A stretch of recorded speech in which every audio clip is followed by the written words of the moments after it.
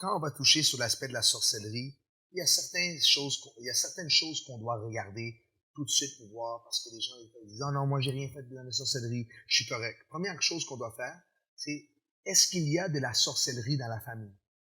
Quand je dis sorcellerie, ça veut dire des gens qui pratiquent, que ce soit pratique du voodoo, santeria, pratique de l'hindouisme, n'importe quoi ou même beaucoup de pratiques même qui sont New Age maintenant, Nouvel Âge, méditation avec projection astrale, franc-maçonnerie, tous les différents types de sorcellerie qui existent. On doit regarder, est-ce qu'il y en a dans ma famille? Et s'il y en a dans la famille, on doit dire, bon, peut-être, juste par alliance familiale, peut-être il y a des esprits de sorcellerie qui opèrent sur moi. Deuxième, c'est qu'on doit regarder au niveau relationnel. Est-ce qu'on a déjà été en relation? Quand je dis en relation, c'est par rapport à la fornication, les liens d'âme, comme j'ai dit dans un segment plus tôt. Est-ce qu'on a déjà été en relation avec quelqu'un qui était en train de pratiquer la sorcellerie? Aujourd'hui, c'est très courant, là. Le niveau de magie qui se passe, c'est presque dans toutes même des revues. Les enfants, maintenant, à 13-14 ans, ils ont accès à des revues de magie, que s'ils veulent avoir quelqu'un, ils savent déjà comment faire des sorts pour avoir quelqu'un. Donc, la magie, la sorcellerie, elle est répandue comme on peut pas imaginer. À tous les niveaux, dans toutes les cultures, dans tous les arrière-plans, c'est là. Si quelqu'un qui est indien, qui pratique la sorcellerie indienne, quelqu'un qui est un maçon, quel que soit, tu es en relation avec quelqu'un qui est dans la sorcellerie, c'est sûr, il va falloir briser des pactes ou des esprits de sorcellerie qui veulent opérer sur toi. Un autre, est-ce que toi-même tu as fait des pactes? Des bains, des colliers, des parfums, des choses qu'on t'a donné à manger. Est-ce que tu as été voir des voyants? As-tu été voir quelqu'un qui t'a fait des liseurs de main? Écoute, n'importe qui que tu as été voir pour recevoir des paroles concernant ton avenir, ça c'est de la sorcellerie. Maintenant, quelqu'un va dire, ouais, mais écoute, quand j'étais voir la liseur de Bonaventure, là, puis elle m'a fait mes cartes, elle m'a dit la vérité. Attends.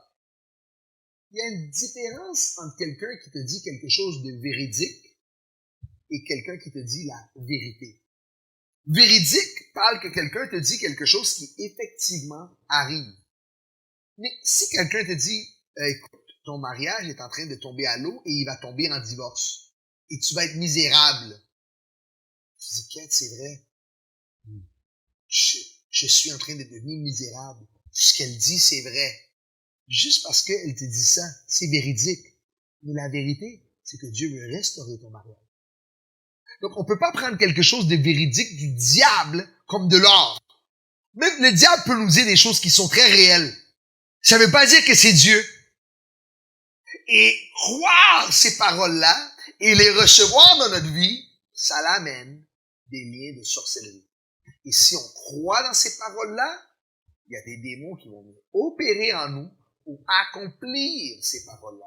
Donc, on peut pas jouer avec ça parce que les liens de sorcellerie donnent un accès au diable pour affecter notre avenir. Et c'est pas vrai que Jésus a passé 6 heures à la croix et tout son sang pour que maintenant notre avenir soit dicté par le diable. Une des dernières choses qu'il faut qu'on fasse attention par rapport à la sorcellerie, spécialement dans cet âge-là, c'est au niveau musique. Souvent, des gens, avant qu'ils ont reçu le Seigneur, ou malheureusement maintenant, même dans l'Église, les gens, ils ont tellement pas de sainteté, on s'en fout tellement de la présence de Dieu qu'on écoute n'importe quoi. On fait même pas attention à ce qu'on rentre dans nos oreilles, sans réaliser que la majorité des chanteurs aujourd'hui, ils sont des chanteurs populaires, la majorité d'entre eux, ils prennent leur inspiration clairement du diable, et je dis même pas ça de manière oh, t'exagères. Ils le disent eux-mêmes. Et si tu écoutes leurs vidéos de musique, ils l'affichent. C'est pas comme si ils les cachent.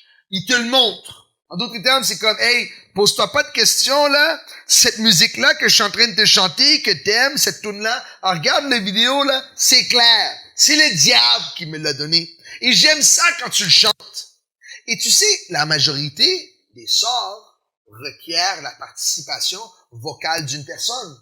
Alors, si tu as des idoles dans la musique et tu réalises que les idoles que tu as eues dans ta musique, c'est toutes des sorciers et des sorcières, il faudrait quand même que tu renonces à certaines musiques et que tu renonces à certaines choses que tu as écoutées de eux, parce que ça aussi, ça relâche la sorcellerie. On est dans une ère où est-ce que l'esprit de sorcellerie est en train d'opérer sur la terre dans un niveau comme il n'a jamais opéré auparavant. Et malheureusement, à cause d'un manque de sanctification et de dédication des chrétiens, ils se laissent ensorceler par plein d'histoires. C'est juste pour dire qu'on serait surpris comment qu'on peut se rouvrir au monde spirituel et permettre à des liens de rentrer en nous. Donc, comment qu'on fait pour se débarrasser de tout ce qui est lien de sorcellerie? La première chose, Saint-Esprit doit vous mettre une lumière. Il doit te mettre une lumière, tout éclairer. Tu dois être capable de voir, mais écoute, où est-ce que j'ai ouvert des pactes? Parce qu'on doit renoncer à ces pactes-là. On peut pas laisser la sorcellerie être une porte dans nos vies. C'est une porte trop béante, là. Le diable a trop profité de cette porte-là pour nous affliger, nous oppresser, pour nous amener l'obsession. On peut pas lui laisser cette occasion-là.